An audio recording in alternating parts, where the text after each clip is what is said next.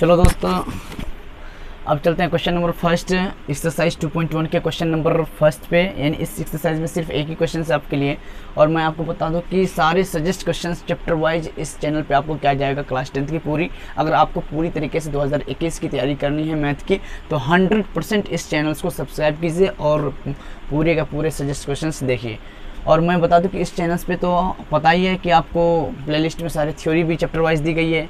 तो अगर चैप्टर समझ में नहीं आता, सारा फॉर्मूला याद नहीं है, तो चैप्टर वाइज प्लेलिस्ट में जाकर के आप इस थ्योरी को देख सकते हैं। तो चलो पहला क्वेश्चन पे चलते हैं कि किसी भी बहुपद px के लिए, देखो क्या बोल रहा है, गौर से सुनो। किसी भी बहुपद px के लिए y बराबर px का ग्राफ नीचे आकृति 2.10, देखो नीचे आकृति 2.10 में दी गई है। तो बोल रहा है कि प्रत्येक स्थिति में px के शून्यांकों की संख्या ज्ञात कीजिए। तो देखो दोस्तों, सिर्फ एक नोट बताऊंगा, इससे पहले मैं बता चुका हूँ कि किसी भी बहुपद का ग्राफ x अक्ष को जितना बिंदु पे कट करती है, नोट करके लिख लो, किसी भी बहुपद का ग्राफ x अक्ष को जितना बिंदु पे कट करती है उतना हल या शून्यांक होता है। तो देखो पहला क्वेश्चन पे चलते हैं। तो देखो ये परी लाइन को x एक्सिस कहते हैं और खड़ी लाइन को y एक्सिस कहते हैं, और इसके अलावा जो दिख रहा है वो बहुपद का ग्राफ है। तो देखो ये बहुपद का ग्राफ x अक्ष को कहीं भी नहीं कट कर रही है, यानी किसी भी बिंदु पे कट नहीं कर रही है, तो इसमें शून्यांकों की संख्या 0 हो जाएंगे। शून्यांकों की संख्या 0 हो जाएंगे, क्यों? एक्स अक्ष को किसी बिंदु पे नहीं कट कर रही है। अब चले क्वेश्चन नंबर 2 पे। देखो क्वेश्चन नंबर 2 में क्या है, ये एक्स एक्सिस और ये वाई एक्सिस और इसके अलावा जो दिख रहा है ये बहुपद का ग्राफ है, और ये बहुपद का ग्राफ एक्स अक्ष को एक बिंदु पे कट कर रहा है, इसीलिए शून्यांकों की संख्या 1 हो जाएंगे। अब चले क्वेश्चन नंबर 3 पे। देखो ये एक्स एक्सिस और ये वाई एक्सिस, इसके अलावा जो दिख रहा है ये बहुपद का ग्राफ है, और एक्स अक्ष को देखो 1 बिंदु 2 बिंदु 3 बिंदु पे कट कर रही है, तो शून्यांकों की संख्या 3 हो जाएंगी। ठीक, अब चलते हैं क्वेश्चन नंबर 4 पे। देखो क्वेश्चन नंबर 4 में क्या है, ये एक्स एक्सिस और ये वाई एक्सिस और इसके अलावा जो दिख रहा है ये बहुपद का ग्राफ है। ये जो दिख रहा है ये बहुपद का ग्राफ है जो एक्स अक्ष को 2 बिंदु पे कट कर रही है, इसीलिए इसमें शून्यांकों की संख्या 2 हो जाएंगे। अब चलो क्वेश्चन नंबर 5 पे। देखो ये एक्स एक्सिस और ये वाई एक्सिस, ये वाई एक्सिस और इसके अलावा जो दिख रहा है ये बहुपद का ग्राफ है जो एक्स अक्ष को देखो 1 बिंदु 2 बिंदु 3 बिंदु 4 बिंदु पे कट कर रही है, इसीलिए इसके शून्यांकों की संख्या 4 हो गई।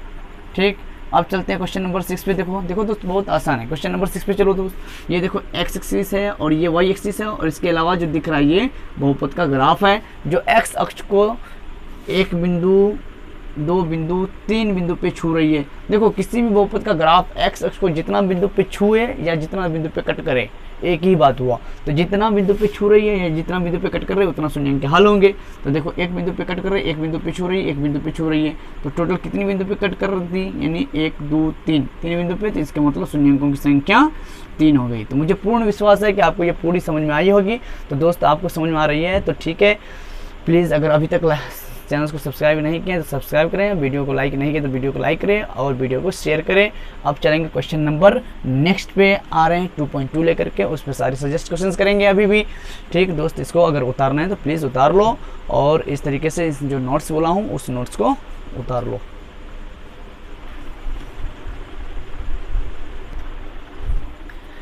अभी दोस्त हम लोगों ने पॉलिनोमियल यानी बहुपद को सीखे थे, किससे बहुपद कहते हैं। अब चलते हैं थोड़ा सा बहुपद के प्रकार पे। तो दोस्त देखो दोस्त, बहुपद का अगर प्रकार चलेंगे तो घात के आधार पर सिर्फ मुख्य प्रकार होते हैं। तो देखते हैं पहले घात के आधार पर। देखो घात के आधार पर बहुत शॉर्टकट में सिर्फ डिस्कशन करूँगा, अगर आपको थ्योरी देखना है तो मेरे प्लेलिस्ट में जाकर के आप थ्योरी देख सकते हैं। तो देखो बहुपद घात के आधार पर मुख्यतः 3 या 4 प्रकार के बोल सकते हैं। तो देखो एक घातीय बहुपद, ऐसा बहुपद जिसमें चर राशि का अधिकतम घात 1 हो उसे एक घातीय बहुपद कहेंगे। देखो चर राशि का अधिकतम घात 1 है, इसलिए इसको एक घातीय बहुपद कहेंगे। और एक घातीय बहुपद का ग्राफ जो होता है एक सरल रेखा होता है जो एक्स अक्ष को एक बिंदु पे कट करे। देखो ये एक्स एक्सिस है तो एक बिंदु पे कट करे, इसीलिए इसका एक हल या एक शून्यांक होता है। इसी तरीके से द्विघात बहुपद किसको कहते हैं, ऐसा बहुपद जिसमें चर राशि का अधिकतम घात 2 होता है उसे द्विघात बहुपद कहते हैं। देखो चर राशि का अधिकतम घात 2 है, इसे द्विघात बहुपद कहते हैं। और द्विघात बहुपद का व्यापक रूप जो होता है ax² + bx + c होता है। और इसका ग्राफ का बात करें तो इसका ग्राफ जो होता है एक परवलय होता है जो एक्स अक्ष को 2 बिंदु पे कट करते हैं। या तो ऐसा होता है ग्राफ या तो ऐसा होता है जो एक्स अक्ष को 2 बिंदु पे कट करते हैं, इसीलिए 2 शून्यांक 2 हल होते हैं। अब इस तीसरा त्रिघात बहुपद किसको कहते हैं? ऐसा बहुपद जिसमें चर राशि अधिकतम घात 3 हो उसे त्रिघात बहुपद कहेंगे। और त्रिघात बहुपद का व्यापक रूप जो होता है वो ax³ + bx² + cx + d होता है।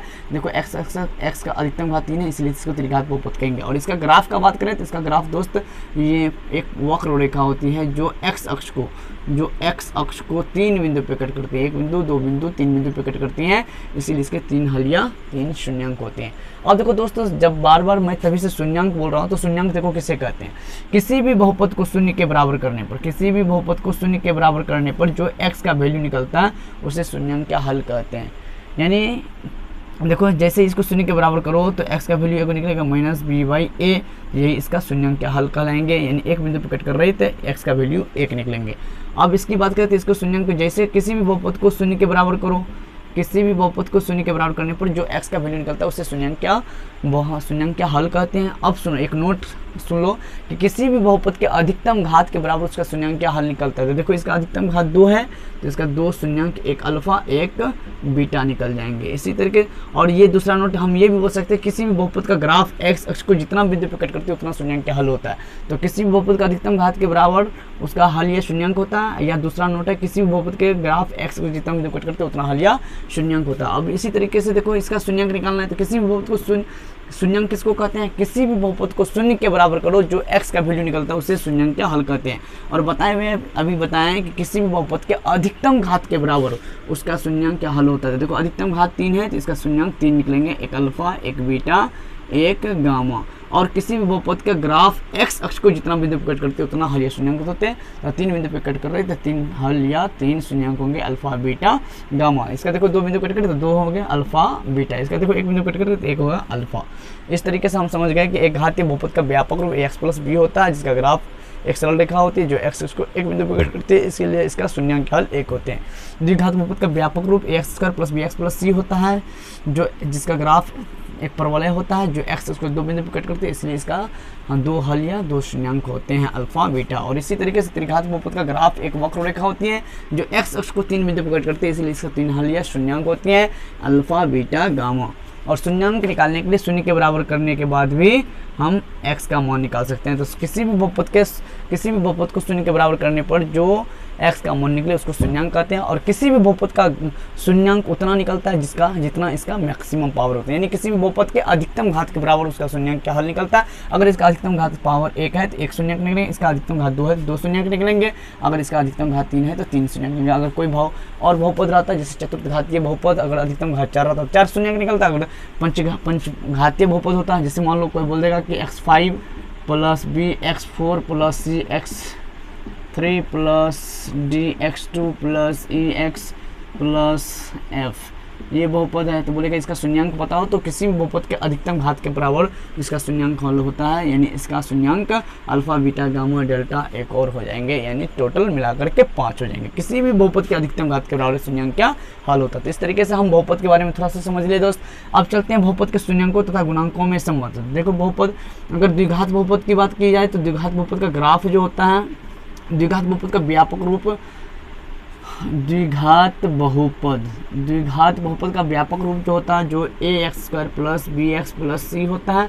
जैसे ही बोला इसका शून्यांक बताओ तो किसी भी बहुपद को शून्य के बराबर करने पर इसके अधिकतम घात के बराबर इसका शून्यांक क्या हल निकलता है, तो 1 हल और 2 हल, यानी 2 शून्यांक हो गए, ये इसको शून्यांक कहेंगे। यानी द्विघात बहुपद का 2 शून्यांक, 1 अल्फा 1 बीटा हो जाएगा। और देखो x² के साथ, यानी x के साथ जो गुणांक के गुना में हो उसको गुणांक कहते हैं। तो ये सब क्या होंगे, गुणांक हो गए, ठीक है, ये गुणांक हो गए।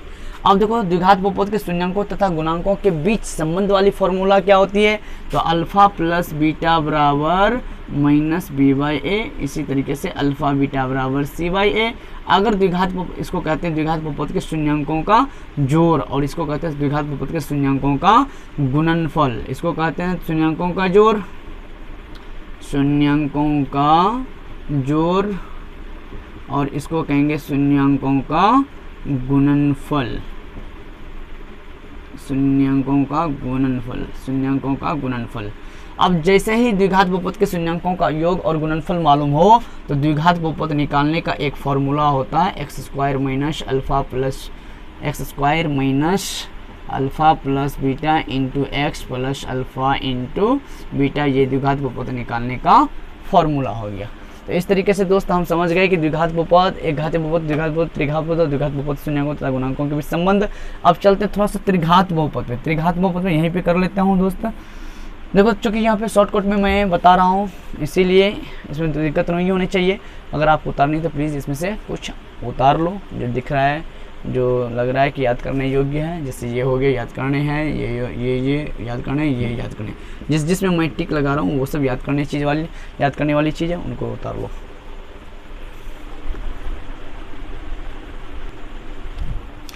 अब चलते हैं दोस्त त्रिघात बहुपद। देखो त्रिघात बहुपद के शून्याङ्कों तथा गुणांकों के बीच संबंध। त्रिघात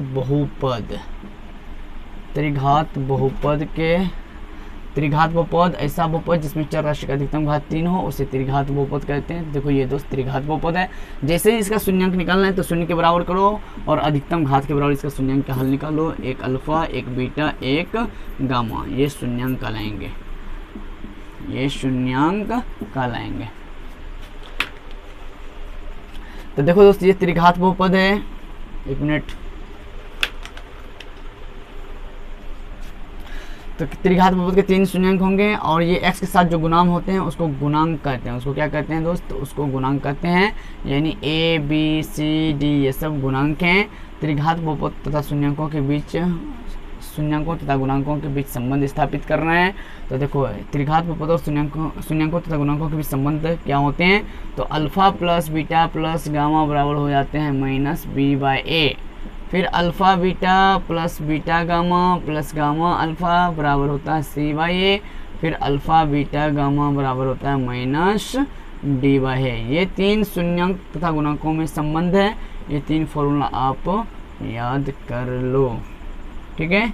अब इसको देखो शून्याङ्कों की, इसको अगर नाम दिया जाए तो कह सकते हैं त्रिघात बहुपद के शून्याङ्कों का जोड़। त्रिघात बहुपद के शून्याङ्कों का जोड़, और इसको कहेंगे शून्याङ्कों का गुणनफल। 2-2 करके शून्याङ्कों का गुणनफल, 2-2 कर शून्याङ्कों का गुणनफल कह सकते हैं। इसको कहेंगे त्रिघात बहुपद के शून्याङ्कों का गुणनफल, सीधा सीधी गुणनफल बोलेंगे, ठीक है। शून्याङ्कों का गुणनफल, ठीक।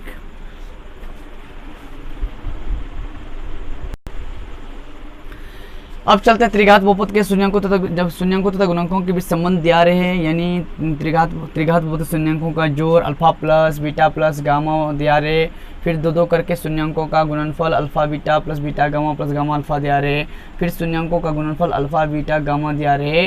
तब त्रिघात बहुपद निकालने का फॉर्मूला क्या होता है? तो दोस्तों देखो त्रिघात बहुपद निकालने का फॉर्मूला जो होता है वो होता है x³ minus alpha plus beta plus gamma into x² plus alpha beta plus beta gamma plus gamma alpha into x minus alpha beta gamma. ये त्रिघात बहुपद निकालने का फॉर्मूला है।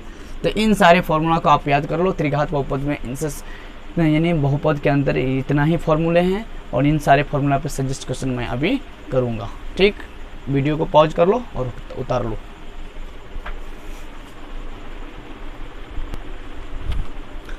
तो चलो दोस्त अब चलते हैं एक्सरसाइज 2.2 का क्वेश्चन नंबर फर्स्ट।